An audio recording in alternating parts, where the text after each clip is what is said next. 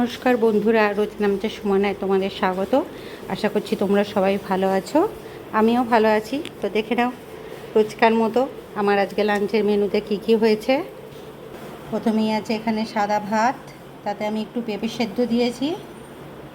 এখানে আছে মুসুর ডাল, পেঁয়াজ আর শুকনো লঙ্কা 5 ফোড়ন দিয়ে করেছি।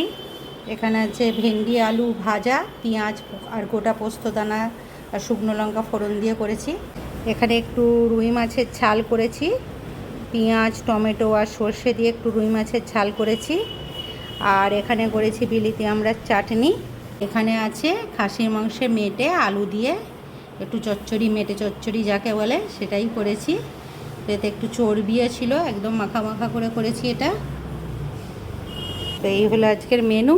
তো ভালো লাগলে সবাই কমেন্ট করো, আর আমার চ্যানেলটিকে সবাই সাবস্ক্রাইব করে দিও। সবাই ভালো থেকো, টাটা।